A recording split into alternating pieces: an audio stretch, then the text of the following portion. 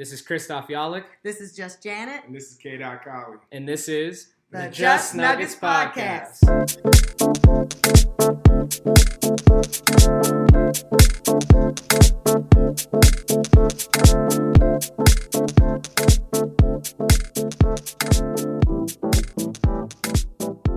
And we're back with another episode of the Just Nuggets Podcast, or should I say the 2-0 Just Nuggets Podcast. JJ's, how you doing today? I'm doing good, feeling good, looking good. I love the playoffs so far. I love the playoffs. Christoph Yalik, how you living? Jamal Murray, though. Jamal Murray, though. Jamal Murray, though. Yeah, I think when you look at it, you know, it was one of those situations where, as much as he was missing all game, you knew when it was that fourth quarter and it was that playoff time that Jamal Murray was going to do what he does best. And that game winner is submitted. It's put it up in the rafters of all-time best moments watching the Nuggets. Yeah, well, they said that's our first, hit the ball at the last second, put it in the basket. Game winner. Loud noise, crowd noise, yelling.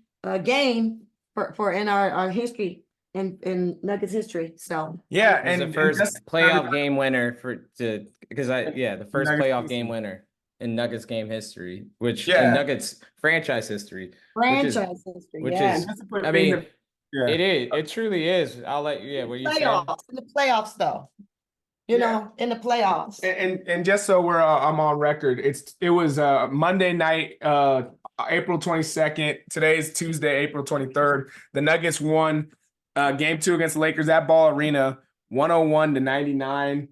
And what were some of the highlights for you, Christoph? I mean, obviously we'll get more into the Jamal Murray shot heard around the world, but what about even Nikola Jokic and the dominance he had in that game? I mean, he did the 20. I mean, the stats speak for themselves. So he had 27, 20, 20 rebounds and 10 assists. That was his fourth 20-20-10 playoff game, and nobody in the history of the league has those combined. So that's Will Chamberlain, you name it. Dave Cowens, I believe, is on that list. Mm-hmm. Some number getters, and the fact that one man has done something, a combined total in the playoffs at an astronomical figure like that. But that's not what stood out to me. I just had to give Nikola his flowers. What stood out to me was just their demeanor, the championship demeanor, where they're down by 20. And my first thought watching them is like, this is not pleasant, but if they get it to 10, I think they'll be all right. Oh, yeah. I think they can. If you could get it to 10, we could get frisky a little bit. Sure. And that's exactly what it is. It's like the unwavering confidence. And that's truly, to me, the mark of what makes this team just what they are or what they're going to continue to be. And when I say that, I mean for the next fingers crossed, but next fingers crossed, 14 wins, but and beyond, you know what I mean? So the Lakers are going to give us everything they want plus more in game 3, because on their end, they were up 20. Have already? Yeah, that's what I was going to say. They were up 20. They were truly up 20. I mean, they were playing an excellent game already. They're going to be at home. That's what's going to change here. They're going to be at home. So they're up 20 with that momentum. But now it's also flipped on the other side, is that if they're up 15, 12, 10, hell, 22 in one of these next 2 games, and they start to let the lead slip away, that place is going to be on pins and needles, very eggshelly, and it could turn nasty or it could turn ugly if they lose a 20-point lead. Christoph, here's what I'm in LA. Come on, I think this is gonna be tough. I think this is what JJ's is saying though. First game, we took LeBron's best shot. We took AD's best shot. Game 2, they got up to 20 points. We got AD and LeBron's best shot. And 2 games in a row. Add in.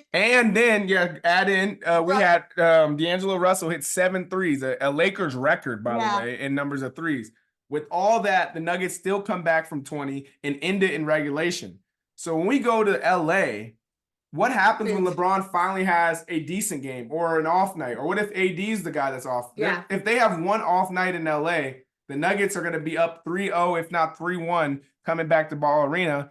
And at the end of the day, I don't write off series too often, but I do think this one's over. I would say this one is over. I'm just not writing it off yet. They gotta get 4 wins. When they get 4 wins, I'll write it off. And I'm saying Job's not finished, and I don't think the Nuggets should have the mentality that I'm saying. No, they don't. This is fandom. They can't. And it'd be blasphemous to the sport of basketball to think it's over on their side of things.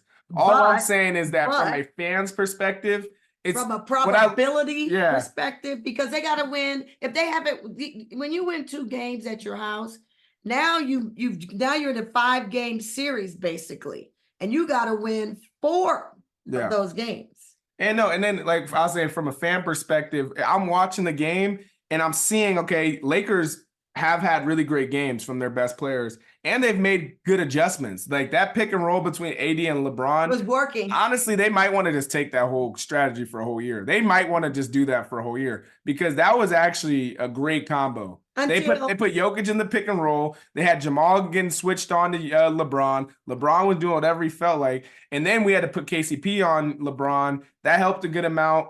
But they moved Aaron Gordon out of the defensive side of things from that perspective. But when we were down to 20 and Mike Malone did the timeout, he put AG then on AD, and he put I guess Jamal was going to have deal with LeBron, and it worked. AG took care of AD. So you're saying that AG last game was like how Rui was last season. Yeah, right. Yeah. And he was the Jokic stopper. A temporary. But actually, this time he did shut him down, held him scoreless for the remaining 15 Yeah, pretty much. I think he Anthony Davis was on Jokic a lot during that time too. No, I'm saying Anthony. I was saying AG on AD. Oh, gotcha. Yeah, AG. Gotcha. Yeah, and if you look at that, I don't know, I don't have it in front of me or anything, but if you look at how many points AD scored before AG got on him and they flipped that, they stopped running. AD scored 0 points in the fourth. There you go. I know that's he hit 0 points in the remaining 15 minutes of the game. Yeah, and I know they're gonna get mad at him for it, but I do think that he has to be better there, but also Austin Reeves has to be better. And no one on national media said it, I think outside of Stephen A, but someone got to start pointing fingers at this dude, Austin Reeves. I've never, and then this might be me on my soliloquy. Christoph, you've had yours. JJ, you had hers last week. But I don't believe in Austin Reeves' game even a iota. I just don't think he's as good as people put him up on a pedestal list. And he got paid. And we've seen, and he got paid. And he got a But now we're seeing a situation. If I'm an LA fan, I'd be like, where are you at, Austin Reeves? Because D'Angelo Russell gave us 7 points, and rightfully so. Like us Nuggets fans, we definitely be clowning D'Angelo Russell, but it was one of those. He finally got his game. He did. So he even stepped up in it. But Austin Reeves is the guy that always gets propped up as he's the top whatever guy. But when it comes to these moments or any moment, they don't want to give him like, where you at, brother? Where you at? I think the chickens are coming home to roost. But to my point, what changes going forward in this series, at least immediately, is that they're going back to LA. And historically throughout the history of the NBA playoffs, as Shaq would call them, the others play better at home. And so Austin Reeves, you might invoke that. But where, some things, sprout up, others, where a door closes, a window opens, maybe LeBron doesn't have a throwback to 2016 or 2007 night. Like he looked like God MC himself until he missed the final shot. But also I've seen Dame Lillard go on these types of flurries, Steph Curry go on those types of flurries. Devin Booker, and it's like what happens is they hit so many of them, right? And then they miss one, and it just happens to be, the final shot or whatever. So everyone's like, well, that's why he's not Jordan. And it's like, bro, but sure, like he made the last 8 leading up to it, or it felt like. And here's the other thing, I said he missed the 3. I think sometimes NBA players, they get thrown off when they have such a wide open shot because they're used to contest. He goes flying and it's like, okay, this is a wide open jumper. I have to take it. And he overthought it. He didn't shoot it in rhythm. He was in rhythm, but he didn't make that shot in rhythm. And I think at the LeBron's also not the a same time guaranteed it was. 3-point shooter either. He's not. It's not like LeBron shooting a 3 is a guarantee. I mean, he's the best scorer of all time. He I is, but I'm can't. just I saying, as can't. far as I if know he's you're not asking as. me, His even shooting if, like, for patterns. example, if Michael Porter shoots that 3 versus LeBron, I'm more scared of Michael Porter shooting that 3. Well, speaking of Michael Porter threes, the Nuggets don't win the game without AG making Bro, Oh, making God. that AG and save, Michael You Porter. know, tiptoe, I'm and gonna have to click put it over. that. I mean, in honesty, if you want to be real honest, like what's gonna always stick out from this game is the Jamal Murray shot, right? We led the show with it, everyone did, because that's glamour, but the real win in that whole game was that possession. And the Yeah. fact that AG was able to get that ball, because Jokic had a bad pass, He you did. know. He It had was that weird pass. because Jokic and Maul back-to-back possessions made mistakes. It Maul wasn't a made bad that pass. mistake that He led tried to to the get a dunk. foul call. He tried to get That's a what foul he was call, trying to get a foul. and it didn't get You know how called. he But it became a bad pass. Sure. And Sure. AG goes and gets it, walks the sideline like he's Marvin He Harrison or tiptoed someone, like he was and a then throws it back, ballet. and then throws it to MPJ, who just knocks that thing In down. rhythm. And that was your comment before this. He was in rhythm, unlike LeBron not It being. was Because he was surprised that was coming to him. He it was was a surprised. beautiful thing to watch. I don't Yeah. know. I mean, I would still say my favorite Nuggets game ever is Game 5 of the NBA Finals. That's still number one until something dethrones it. And then I have to put this or one of those Jamal 50 points in the bubble Sure. are as my favorite Nuggets games I've ever watched in my Those Nuggets are the career. I'll push back on that only because of this. The ending, yes, was one of my favorites. But as far as the whole game, you're just sitting there like, you know the Nuggets are going to come back. You're like, you feel it. But it wasn't a sense of like, oh, this is the most exciting game. You're just like, I can't believe they're about to do this. You know, it's more, it was like, so when it ended in regulation, like, there you go. I'd say more of my favorite games would be like even game 2 or was it game 2 when Jamal hit, when we just erased the game so quickly against the Lakers. Game 2 of the Lakers last year. Some of those games stick out to me a little bit more just because of like how like we didn't. I know last year on the podcast we called it championship season and we knew the Nuggets were going to win the whole time, but just moments of it really coming and manifesting in real life, you know. So like that was a game for me where I was like, I'll always look back on that because it's like, yeah, we finally going to win this championship. Where this one was us being Nuggets fans for all our years, that PTSD where like Nuggets didn't usually come back from these games. Anytime you go look at the Carmelo or the AI years or Chauncey years, these games are always lost in the playoffs. They never were won. Yeah, so but this team rally and win is good. I said this last pod is that I just have buried all that. As soon as the Nuggets won a championship, all the stuff prior is done to me. You know what I mean? Like, so I know in past the Nuggets would have never won that game, but in the past the Nuggets would have never won the NBA championship. Where this is a team that I have no faith. Like, you got to remember this always, Nuggets Nation, and you two right here on this beautiful pod with me. Nikola, Jamal, and MPJ came back from 3-1, not once, but twice. Exactly. Like, that's what I'm saying. They just built differently. You know what I mean? Like, that's in their spirit, that's in their DNA. So them to come back from 20, that's why I said it was just like the resiliency and calm demeanor of it. And that's just championship level basketball. And I was listening to a podcast, and this was taped before game 2. And the guy said that Nikola is like one of those players that everyone likes, right? And the only way that he'll stop being liked is when he becomes like Pat Mahomes is in the NFL currently, where it's like he wins so much that he's preventing your team from winning.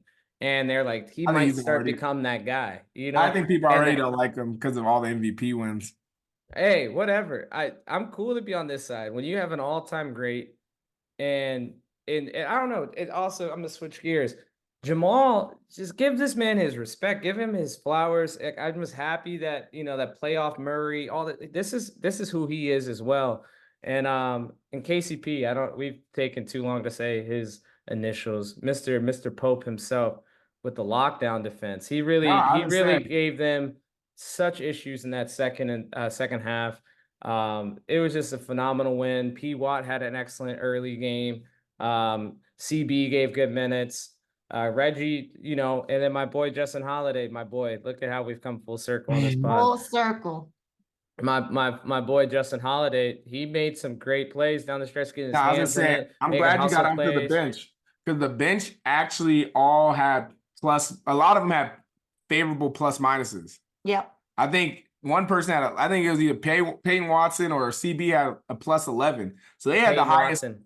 They had a higher plus minus in the game than the starters did this year. No, game. we were worried. We were so worried. I raised my hand. We were so worried about the bench. I think it's still a game by game. I think it's still game by game. I know it is, but we have two, and we got at least they got two playoffs experiences together. Because I mean, CB and Reggie and all them, they have it, but P. Watt that doesn't, and he's figuring out where he fits in this team and not trying to do too much. If you can't do too much, you got to just do what you got to do for your team and what they need you to do, and that would be perfect because we're a good team. Just do your job and not worry about it. I think he's learning that. No, I do, and I believe that what the bench did last night was rally because they play fast. Yeah. Their whole thing is to get going and moving. So when they came in right in that beginning of the fourth with Jamal, that team was moving the ball and getting to the bucket and scoring. They kind of really started that rally back. End of the third, we started kind of rallying, and then beginning of the fourth, those were just solid, great minutes. I was just proud of the Nuggets the way they just continued to stay in that game. I think so too. Yeah, no doubt. It was championship DNA. It was straight up championship DNA. I know the Lakers, that was demoralizing. But here's the thing about it. 1, 2, 3, 4, 5, 6, 7, 8, 9, 10. That's 10 straight versus these dudes. Yeah. So you guys got to figure something else out, or as LeBron already did, tip the cap. Or not.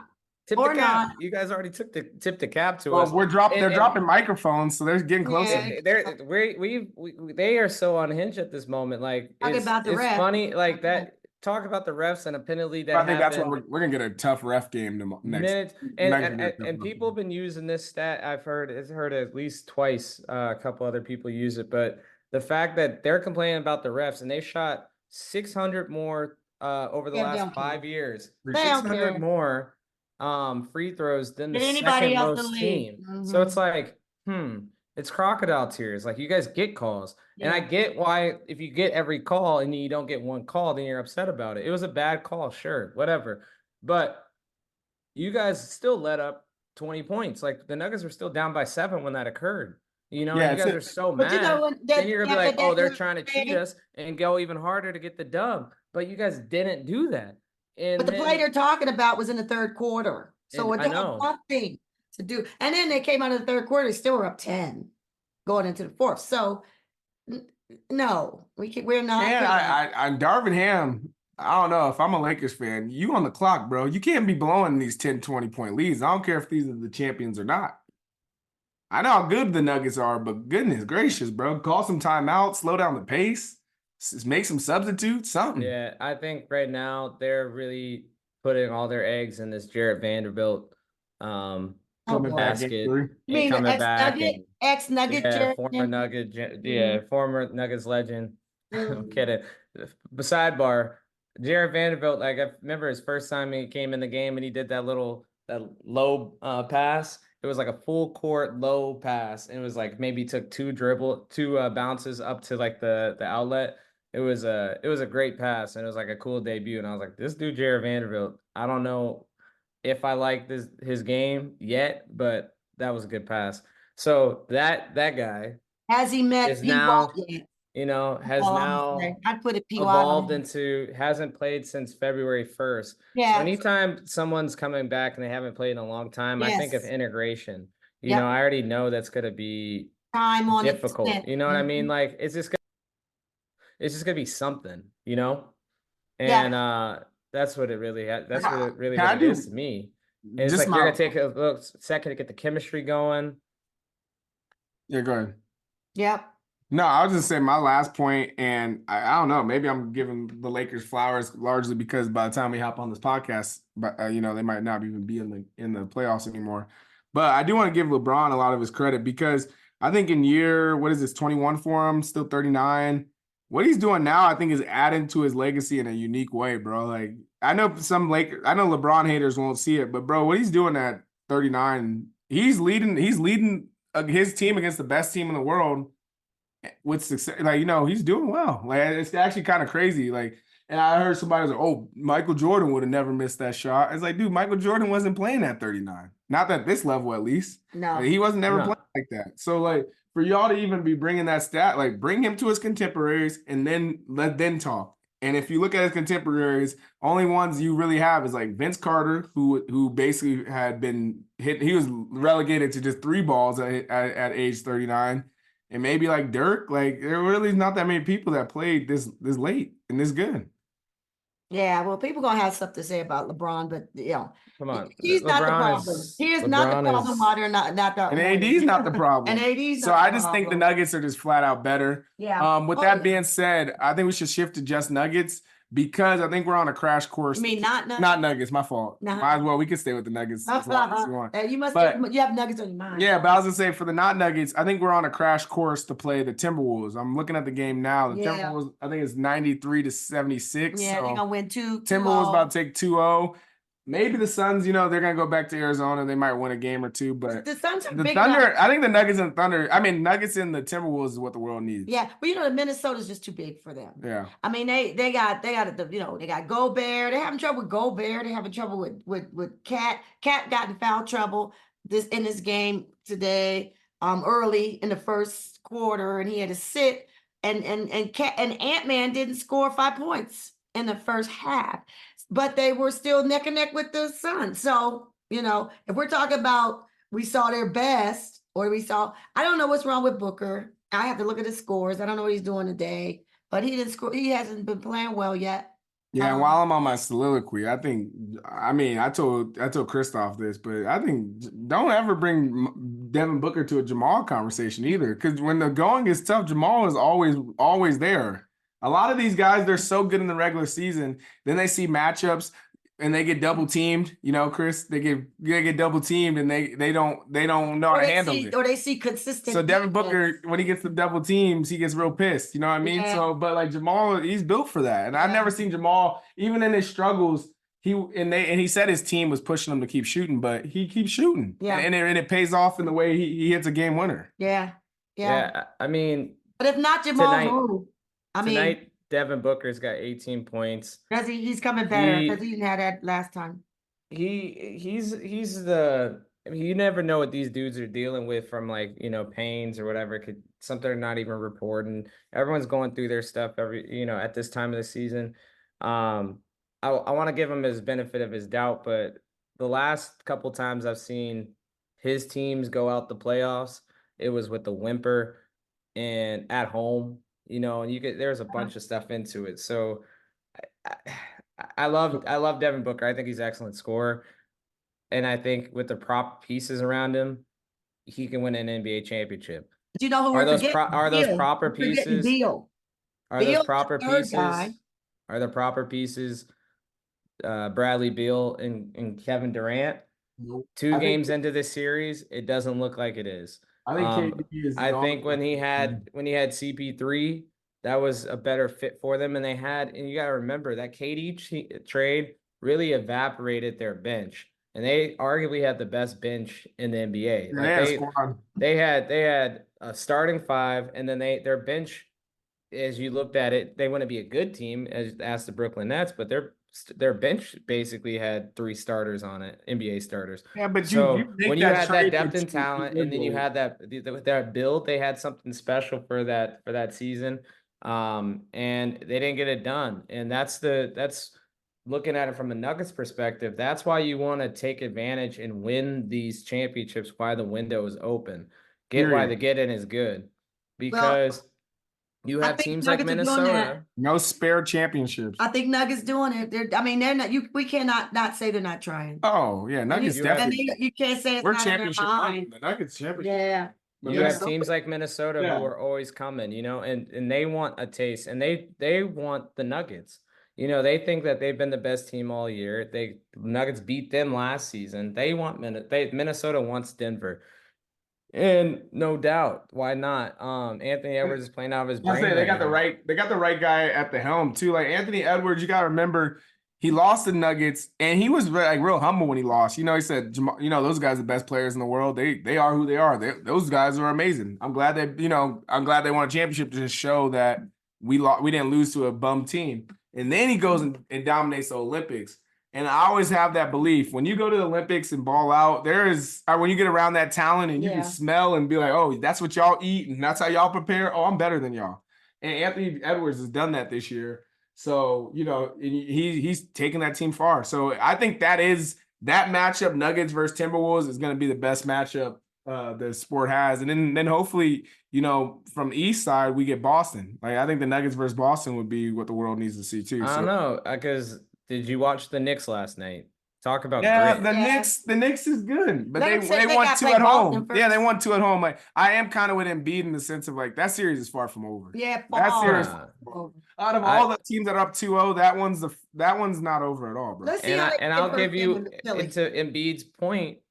I don't think Embiid's all the way healthy. I don't think he has to be. I don't think he has to be 100% healthy to beat the Knicks. I don't think that's true. It would greatly help. I think his others got to be better. Like him and Maxey are doing all right. It's if you looked at the stats, and I don't have them up, but essentially him and Maxey scored like 50% of their whole team's buckets. Maxey had 34, and Embiid had 34. Maxey had 35. Yeah, so there you go. Yeah, so and then the other guys like Tobias and all them got to step up, bro. Tobias Harris. It's really Tobias Harris because Embiid took 29. He had 10 yesterday. Yeah, Embiid took 29 shots. Embiid took 29 shots, and Maxey took 22 shots, right? Lowry took 6, Oubre took 7, and Tobias Harris took 11.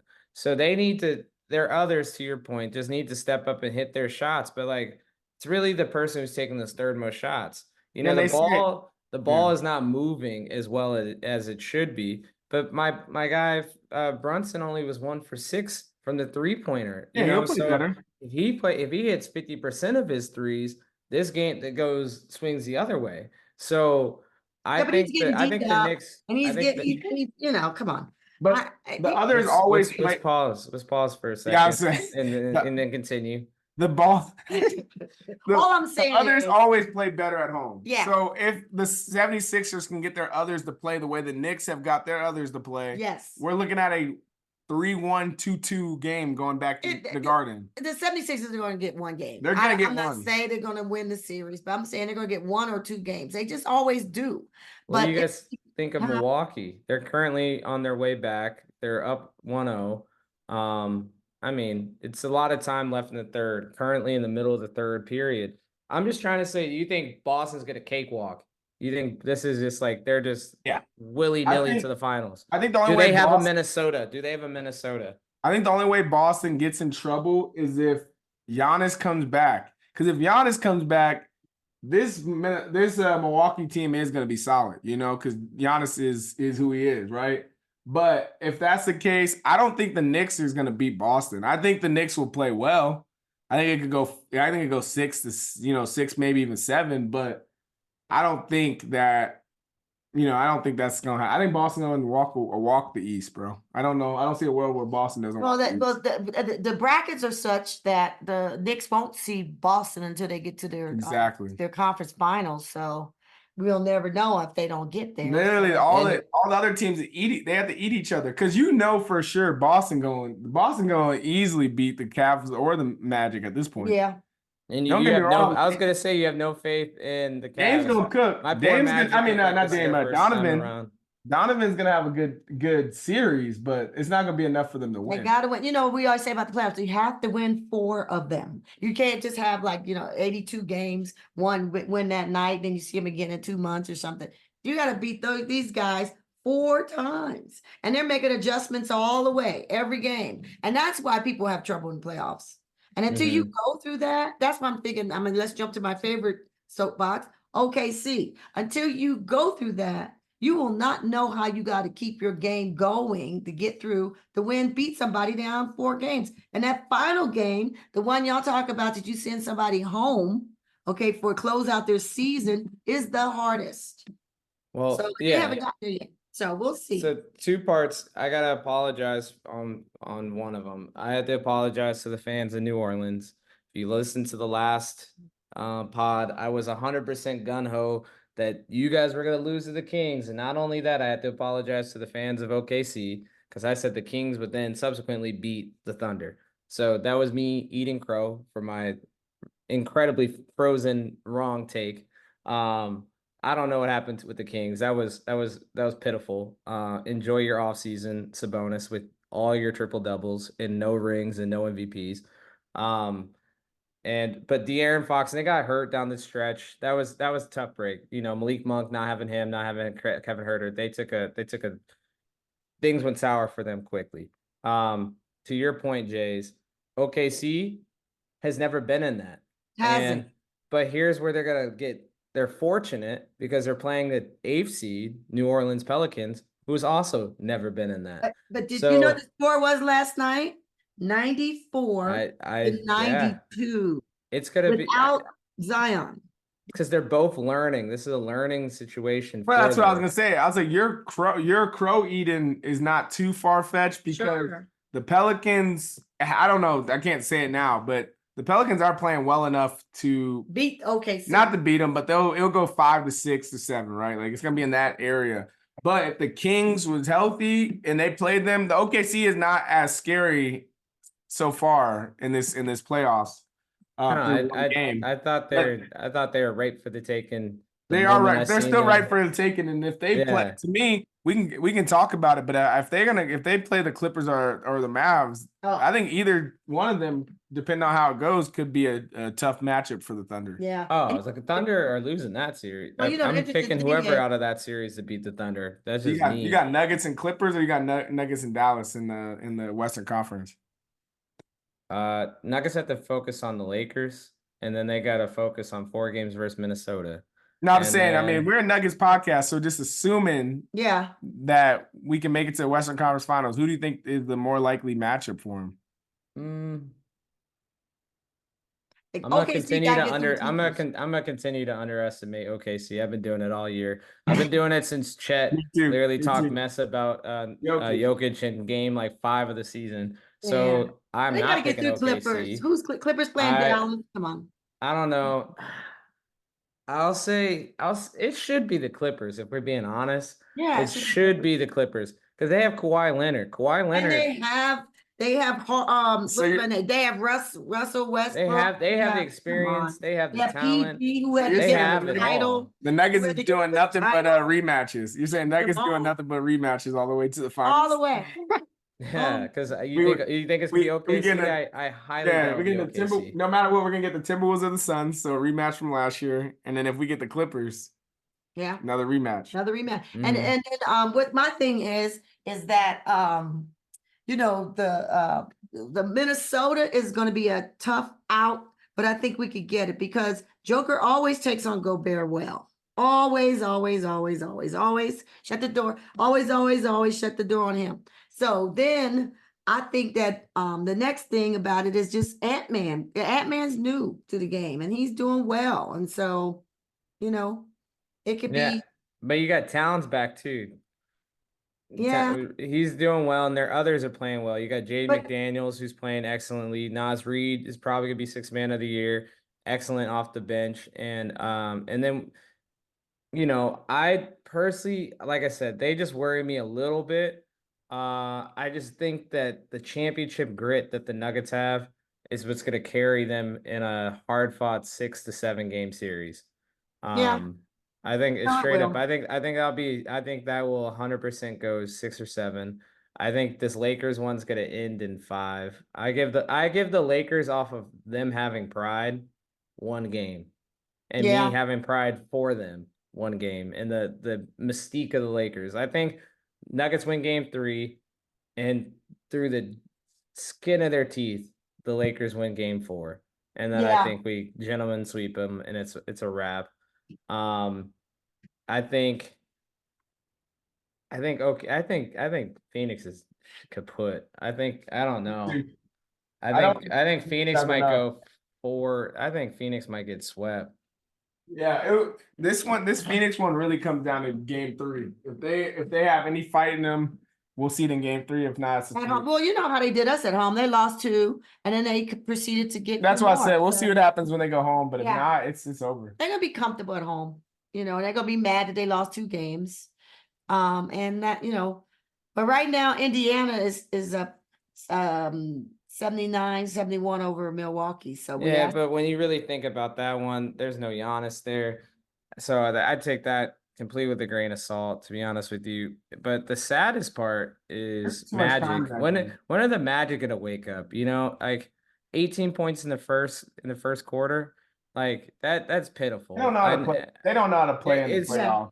It's a very, because they're both of them are that grit and grind, throwback Memphis Grizzlies, throwback 1990s basketball. Like they play defense. They don't shoot well from 3.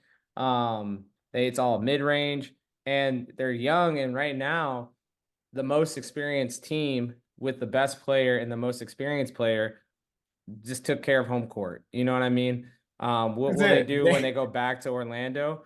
We'll see, because they're going to be energized, and it's going to be interesting. But I think the best series going in the East is definitely the Knicks and Sixers. Yeah, it's New York versus Philadelphia. But it's holding its weight. There's been a couple of the last couple of years I'm like, oh, that's gonna be the one, and then it wasn't really anything. This one's actually holding its weight so far. And the Knicks fans talking crazy about Embiid and Maxey. I've seen them. Yeah, they had a couple. What was the chant they were? What is the chant they're saying? FUCK for my spellers out there. Yeah. Embiid. FUMB. That's what they keep saying? Yeah, but they weren't saying, Oh, wow. Okay. I couldn't figure out what they were saying. It was on the mic, but yeah, that makes sense. Yeah. So, and then Chris, as much as I love the Knicks fans, and I also kind of don't like them at the same time, because I just think of the spitting on Trae Young. That was wild. Yeah. And, I'm pretty sure there's been some racial slurs thrown at players over the years. But outside of those 2 very egregious things that I just mentioned, the Knicks faithful, they are fun. That place is electric. I would personally love nothing more than the Nuggets versus the Knicks in the finals. That would be chef's kiss if I really wanted it, because then that means New York, my man, is on Broadway. He's at the Mecca, and that would be good, and that would just be a fun series to me. But I think that's in a dream world, and we probably would end up with Boston versus the Nuggets. We'll definitely end up with Boston versus Denver if it runs away. It looks like it's gonna run. We shall see. That's all I'm gonna say. So. Yep.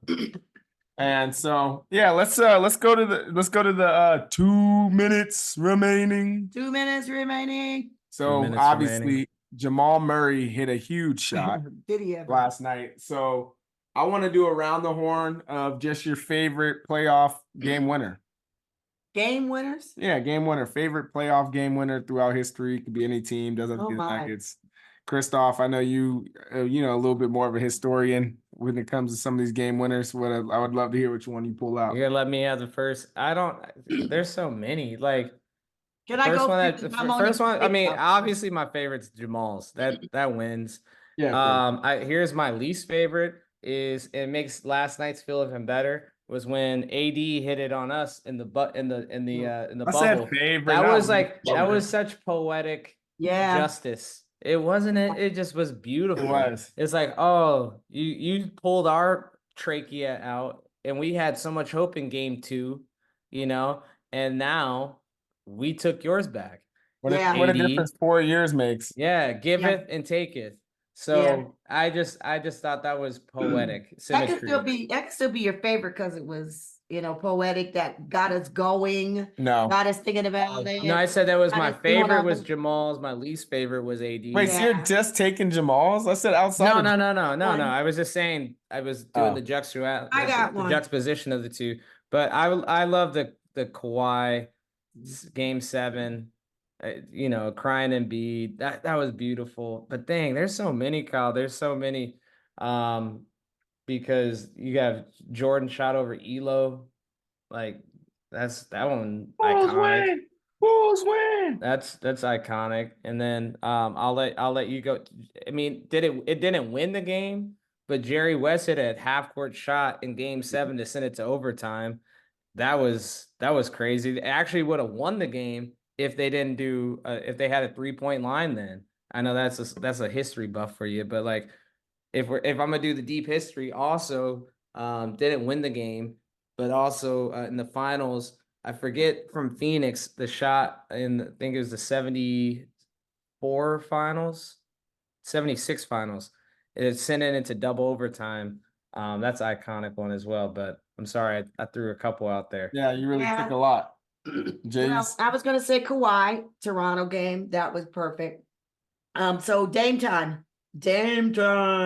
He had 2 of them. Oh my God. What? Which ones? Yeah, so you can do the one where he hit Paul George, the goodbye one, where he actually clinched it. That was just a bad shot. Yeah, it's a bad shot. It was a bad shot. Or the one where he hit it. Was that against the Bulls? Or what team was that against? No, it was against the Rockets when he Rockets. came around. I knew it was a team in the red. I couldn't figure out when he came through the side. That one was classic. I'll go with LeBron then, since you all took a lot of them. I'll take the LeBron versus the Orlando, his first ever game winner. That one was sick. Yeah. I also really love his reaction where he just puts his arms up. And that one's cool. The other one was remember against who was it? Was it Pacers. the Pacers? Pacers when he had the little pause. And if we're gonna keep listing them, another one that popped in my head was Derrick Rose versus the Cavs. Remember that? Yeah. But it was like after Derrick Rose had hurt his knee and he came back and he had that game winner. That was a beautiful one too. Yeah. I don't know. There's so the game of basketball. This is the best time to be a real basketball fan, specifically of the NBA. And since it's the 2-minute warning, little sidebar, everybody was complaining about her salary, but our girl Caitlin Clark got the bag from Nike today or yesterday. Got 28 M's. For a brand new shoe. Hopefully she's got a signature shoe coming out, and if it's hard, she does. I might have to cop it. You know what I mean? I'll rock the CCs. The Clark ones. The Clarks, Clarks. So and I don't know how that works. They make them for both men and women. You can have definitely for women. Yeah. We will have some men. That would be crazy if Caitlin becomes, the MJ of women's basketball, where she's selling like $100 million. Oh yeah. In sneakers. Well, it's gonna be cute because now it's a lady shoe. I mean, they have them, but I mean now they'll have them for the babies because all these little girls love her. So they have them for the little girls, and they're gonna wear them to school, and they have them for the little babies, and they, I just think it's gonna be the whole, generational. While we're at it, get my girl Asia Wilson a shoe. Oh, get her a shoe. Yeah, she's the best. She's the best female, women's basketball player in the world. Give her a shoe. Much like Jordan, Caitlin Clark had this marketability coming. Sure. She has this marketability coming into league, and more so than others. And you could say it's because she's this and because she's that, and she's getting pushed. But there is something just marketable about her, Yeah, it's her style of play too. It's her style of play. But that's the same thing. It's Jordan's. It was a style play. Air Jordan. He's always dunking. But it makes for a perfect pitch man or pitch woman.